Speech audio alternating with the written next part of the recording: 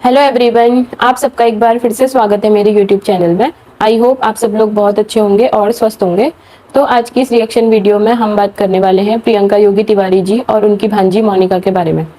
तो जैसे कि आपने देखा होगा कि प्रियंका योगी तिवारी जी का कल या परसों में एक ब्लॉग आया था, जहां पर को वो अपनी बहन प्रीति के साथ त्रियोगी नारायण में गई हुई थी।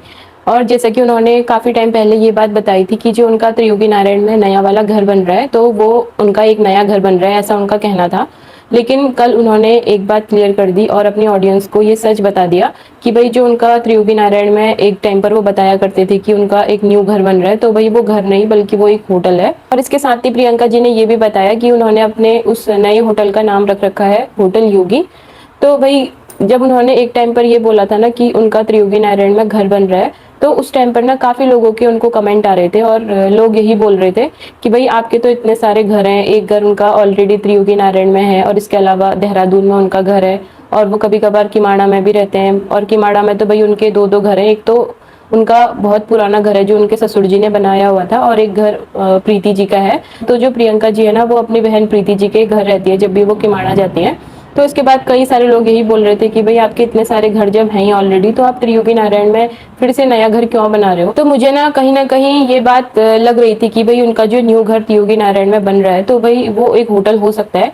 क्योंकि जैसे आप लोग भी देखते होंगे कि जो प्रियंका जी हैं, तो वो मैक्सिमम टाइम इधर उधर ही रहते हैं। वो कभी कभार अपने त्रियोगी नारायण वाले घर में रहते हैं और उसके अलावा वो कभी देहरादून वाले घर में रहते हैं। तो इतने सारे घरों को भाई एक साथ मैनेज करना काफी टफ होता है। और इसके अलावा जब वो इधर उधर रहते हैं ना, तो आप देखते होंगे कि उनकी घर की क्या हालत हो जाती है। जैसे कि अभी वो काफी टाइम से इधर उधर रह रहे थे, कभी देहरादून में तो कभी किसी ट्रिप पर वो लोग घूम रहे थे। तो अभी वो जब काफी टाइम के बाद अपने त्रियोगी नारायण वाले घर में आए, तो आपने देखा होगा कि उसकी क्या कंडीशन हो गई है। क्योंकि जब कोई घर पे काफी टाइम तक नहीं रहता है ना, तो जो घर की हालत हो जाती है ना, वो काफी खराब हो जाती है। वहां पर को घर बंद रहने की वजह से घर जल्दी खराब होने लग जाता है। तो आप लोग समझ सकते हैं कि इतने सारे घर होने के बाद भी जब वो लोग मैनेज नहीं कर पा रहे हैं घर को अच्छी तरह से, तो भाई वो एक नया घर क्यों बनाएंगे जब उनसे जो उनके बाकी के घर हैं वो नहीं संभल पा रहे हैं। क्योंकि वो लोग एक जगह पे रहते नहीं है। जब वो एक जगह पे परमानेंट रहते तो उनका जो घर होता भाई वो सही रहता, साफ सुथरा रहता। जब वो घर बंद करके इधर उधर चले जाते हैं, तो घर में काफी ज्यादा गंदगी भी हो जाती है। तो मुझे उसी टाइम पे लग रहा था, पहले जब उन्होंने एक टाइम पर अपने घर का टूर करवाया था ना, जब उन्होंने लिफ्ट का इनॉग्रेशन किया था, तो उसी टाइम पर मुझे लग रहा था कि जो इनका न्यू वाला घर है भाई वो होटल हो सकता है। जैसे कि आज उन्होंने ये बात क्लियर कर दी कि जो उनका त्रियोगी नारायण में जिसको वो घर बोला करते थे, वो घर नहीं बल्कि एक होटल है। तो प्रियंका जी के ना उस ब्लॉग में जहां पर को वो अपने होटल के बारे में बता रही थी अभी, तो वहां पर को काफी सारे लोग उनको उनके होटल के लिए बधाई भी दे रहे थे, उनको कॉन्ग्रेचुलेशन बोल रहे थे। जो कि अच्छी बात भी है, क्योंकि उन्होंने एक बहुत सुंदर होटल बना रखा है, इसमें तो कोई शक नहीं है। और इसके अलावा ना काफी सारे लोग उनको नेगेटिव कमेंट कर रहे थे। एक आध कमेंट में देख रही थी वहां पर को किसी ने प्रियंका जी को ये लिख रखा था कि भाई इन्होंने तो प्रधानी में जब तक ये प्रधान थी, इन्होंने काफी सारा पैसा कमाया और उसके बाद ही इन्होंने ये होटल बना रखा है। काम करते हुए तो इन्होंने कभी दिखाया नहीं, लेकिन अब पता चल रहा है कि इन्होंने प्रधान रहते हुए जो भी पैसा कमाया उससे आज इन्होंने इतना बड़ा होटल खड़ा कर दिया है। तो भाई मैं जिन्होंने ये नेगेटिव कमेंट किया था ना, तो मैं उनको एक बात बोलना चाहती हूँ कि आप लोगों को तो भाई ये चीज दिखती होगी ना कि जो प्रियंका योगी तिवारी जी हैं, तो उनका उनके ऑलरेडी ब्लॉगिंग चैनल हैं भाई, एक एक नहीं बल्कि दो दो ब्लॉगिंग चैनल हैं। और जो सोशल मीडिया पे है ना, जिनके काफी ज्यादा फॉलोवर हैं, काफी ज्यादा सब्सक्राइबर्स हैं, तो उनको प्रमोशन से भी कमाई होती है। इसके अलावा उनको यूट्यूब से भी अच्छी खासी अर्निंग होती होगी। और इसके अलावा उनके बहुत सारे बिजनेस भी हैं, जैसे कि उनका पहले से सोनप्रयाग में एक होटल है, तो सीजन के टाइम पे आप लोग समझ सकते हैं कि उनकी काफी अच्छी कमाई होती होगी। तो भाई जिसके इतने सारे अर्निंग के सोर्सेज है ना, तो उनको होटल बनाने में भाई क्या परेशानी हो सकती है। भाई वो तो एक नहीं बल्कि अभी अगर वो एक और होटल खड़ा करना चाहे ना, तो वो एक नया होटल भी खड़ा कर सकते हैं। तो उनके इतने सारे अर्निंग सोर्सेज हैं और इसके बाद आप बोल रहे हो कि भाई प्रधानी में इतना सारा पैसा कमाया कि उससे होटल खड़ा कर दिया। भाई आपको देखना चाहिए कि उनके कितने सारे बिजनेस हैं। वरना भाई एक मिडिल क्लास फैमिली के लिए कितना टफ होता है। अगर कोई मिडिल क्लास फैमिली कोई नया सामान जोड़ देती है ना, तो उसके बाद उनको काफी टाइम तक वेट करना पड़ता है। लेकिन आप देखते होंगे कि भाई प्रियंका जी ने अभी थार ले रखी है, उसके अलावा वो बहुत सारी चीजें लेते रहते हैं। जैसे उन्होंने हाल ही में एक फ्रिज भी ले रखा था।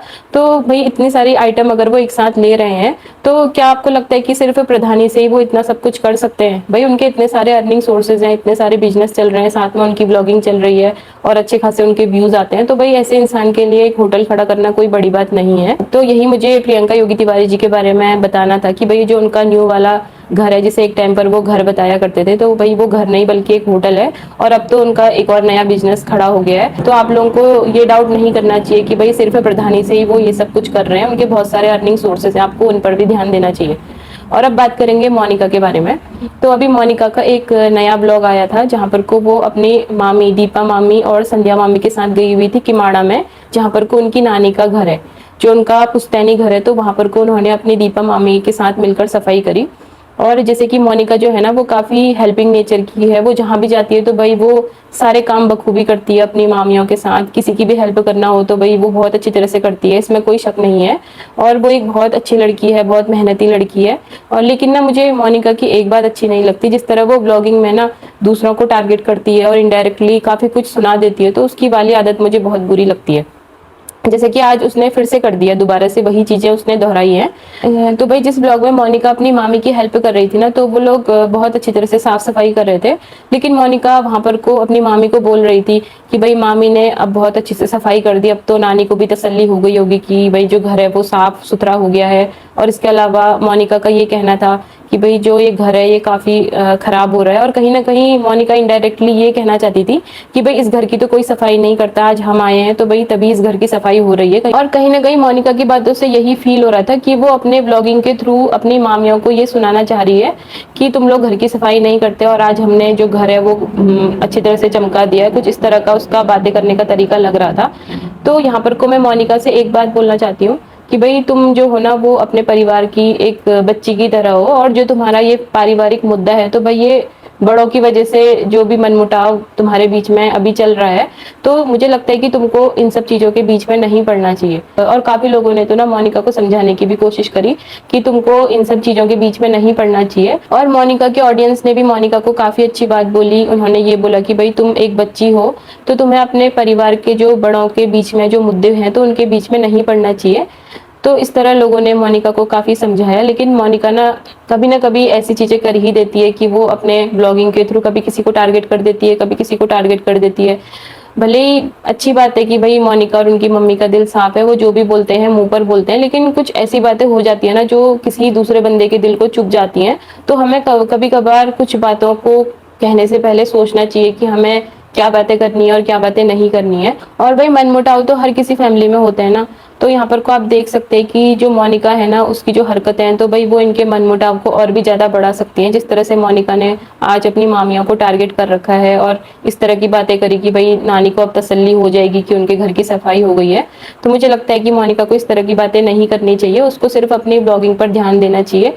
बहुत अच्छी बात थी कि वो अपनी मामी के साथ हेल्प करने गई, अपनी नानी के घर पे सफाई करने गई, तो वहां पर को वो नॉर्मल ब्लॉग बनाती तो भी अच्छा लगता है। इस तरह की बातें करना भाई कोई अच्छी बात नहीं है। और ये बात भी है भाई परिवार के बड़े लोगों के बीच में कभी नहीं पड़ना चाहिए। कल के दिन अगर वो एक भी होना चाहेंगे ना तो भी उनके मन में कुछ बातें रह जाएंगी कि भाई इसने तो हमें ऐसे सुनाया था ब्लॉगिंग के थ्रू, तो ये चीजें अच्छी नहीं लगती है। इससे जो परिवार का जो मैटर है ना भाई वो और भी खराब हो सकता है।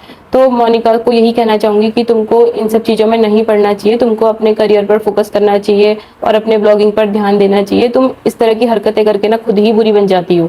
और आज देखो भाई तुम्हारा जो कमेंट सेक्शन है ना वो पूरा नेगेटिव कमेंट से भरा हुआ है। जो लोग तुम्हें सपोर्ट करते थे आज वो लोग भी यही बोल रहे हैं कि तुम्हारा ब्लॉग उनको बिल्कुल भी अच्छा नहीं लगा, जिस तरह से तुमने अपने फैमिली मेंबर्स को टॉन्ट कसा, तो वो चीज आज तुम्हारे सपोर्टर को भी पसंद नहीं आई। और जैसे कि एक कहावत आपने भी सुनी होगी कि भाई जो समय है तो वो सारे घावों को बढ़ देता है, समय के साथ सब कुछ ठीक हो जाता है, लेकिन थोड़ा धैर्य रखने की जरूरत होती है। कभी कभार कुछ टाइम के लिए चुप होना भी जरूरी होता है। लेकिन भाई जो मोनिका है ना वो टाइम टू टाइम ऐसी हरकतें कर देती है जिससे जो घाव है ना वो और भी ताजा हो जाए।